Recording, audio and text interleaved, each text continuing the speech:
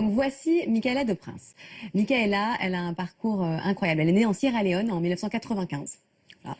À l'ouest dans l'ouest de l'Afrique. Ouais. Donc elle a 22 ans aujourd'hui.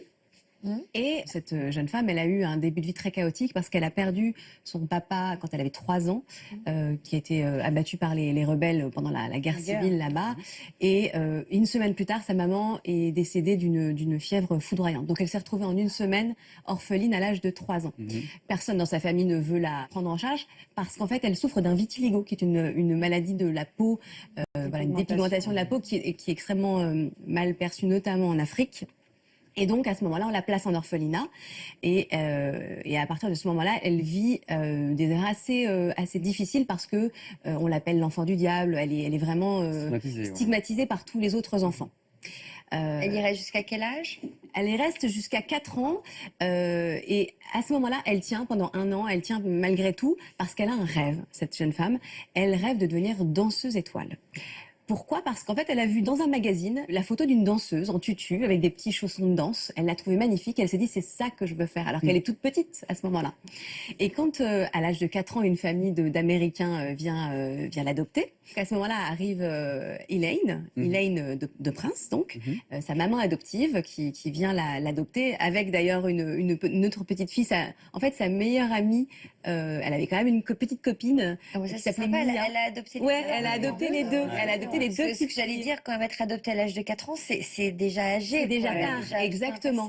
Et elle, du coup, elle n'est pas déconnectée parce que elle part donc aux États-Unis, dans le New Jersey, avec cette petite Mia qui était donc Michaela et Mia rejoignent cette famille. Et le jour où elle arrive aux États-Unis, elle ne comprend pas parce qu'en fait, elle imaginait. Alors, elle vivait pieds nus en Sierra Leone et elle pensait que en Occident, les gens portaient des chaussures de danse. Pour elle, les chaussures que cette femme portait sur la photo, c'était les chaussures que tout le monde portait. Et donc, elle arrive, elle comprend pas trop, elle fouille dans le sac de sa maman à la recherche de chaussons de danse. Et sa maman lui demande ce qu'elle fait. Là, elle lui montre la photo qu'elle a toujours gardée sur elle, cette photo de magazine, en lui disant, mais où sont les... Et donc là, la maman comprend, les parents comprennent que c'est son rêve et ils vont tout faire pour qu'elle puisse suivre des cours de danse. Voilà, et donc c'est là qu'elle commence la danse. Et puis, c'est pas les problèmes continuent parce que dans le milieu de la danse et du ballet, les danseuses noires, il y en a très très peu. Et donc elle fait face au racisme pendant des années. Et même aux États-Unis, exactement.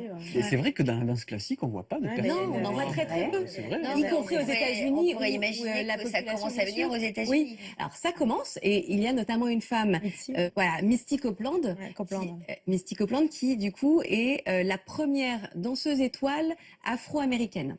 Et donc cette personne-là, qui a 10 ans de plus que Michaela, c'est son modèle. Elle tient, elle s'accroche parce qu'elle se dit, elle a réussi à devenir étoile. Moi, je vais réussir aussi. Et elle devient vraiment une danseuse prometteuse et elle décroche une bourse pour faire des études à l'American Ballet Theatre, qui est un peu l'équivalent de l'école de danse de l'Opéra Garnier, en fait, à Paris. C'est la grande école new-yorkaise de danse. Ouais. Et donc, elle fait ses classes là-bas, comme Misty Copeland, qui a été... dans cette même école. Dans cette même école. Donc là, on la voit. Elle a quel âge aujourd'hui? Une photo magnifique. Aujourd'hui, elle a 22 ans. Alors, elle n'est pas encore étoile, c'est son objectif de devenir étoile, mais les photos sont incroyables, je trouve. Donc, elle danse dans un corps de ballet. Elle danse dans un corps de ballet. Elle est professionnelle? Oui, depuis 2013, elle est maintenant à Amsterdam, dans le Ballet National d'Hollande. Et elle a même interprété l'héroïne de Casse-Noisette de Tchaïkovski, qui est quand même un peu le Graal. Et pour elle, c'est une revanche parce qu'on lui avait dit que ce rôle-là, elle ne l'aurait jamais. On lui a même refusé une fois, quelques années plus tard. Et exactement, parce qu'on lui avait dit le public n'est pas prêt à voir du Tchaïkovski joué par une danseuse noire. Et depuis, elle joue partout. Hein. Elle a joué à l'Opéra Garnier l'année dernière. Elle a joué à Londres. Donc il est possible qu'elle décroche ce titre de danseuse étoile. Il est tout à fait possible parce que ça aurait un retentissement formidable. Ce serait extraordinaire parce que Misty Copeland, elle l'a décroché assez tard. Donc elle est tout à fait en mesure de décrocher. Elle marche, elle est dans ses pas. Et ce que je trouve génial avec cette jeune femme aussi, en plus elle est toute jeune, elle a 22 ans, c'est une femme engagée. Elle a décidé de venir en aide à d'autres jeunes femmes comme elle, afro-américaines, pour leur donner espoir, pour leur dire voilà, accrochez-vous, vous pouvez y arriver. Les mentalités sont en train de changer. Et donc, elle a écrit un livre. Est-ce qu'elle affiche son vitiligo en dehors de sa couleur de peau ou est-ce qu'elle le maquille? Elle l'affiche, elle a même posé nue, alors j'ai pas la photo, mais elle a même posé nue en couverture d'un magazine de danse où elle était intégralement nue et où justement elle montrait aussi son corps parce qu'elle a aussi cette particularité là, et on en a souvent parlé ensemble, surtout quand on est noir, ça se voit d'autant plus. Donc voilà, elle revendique sa particularité. Et elle a... Ça vous plaît ce genre de parcours? Ah, moi, Le j'adore. tempérament, de la Bien sûr, volonté, elle bien lâche sûr. pas. Ah oui, elle lâche pas.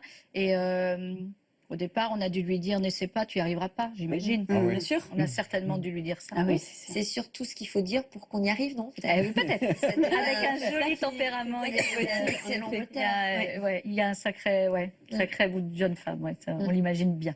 Donc elle a écrit un livre. Elle a écrit un livre qui s'appelle Orpheline numéro 27, parce que quand elle était à l'orphelinat, c'était son Matricule, on peut dire. son matricule en quelque sorte. Ils avaient des numéros. Donc elle, c'était le numéro 27.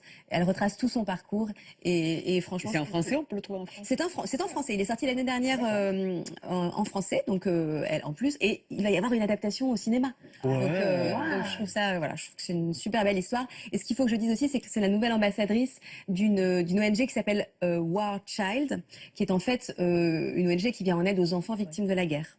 Donc je trouve que son combat est magnifique, à la fois pour la danse et puis aussi globalement pour les enfants et pour tous les jeunes qui ont besoin d'un modèle en fait comme elle.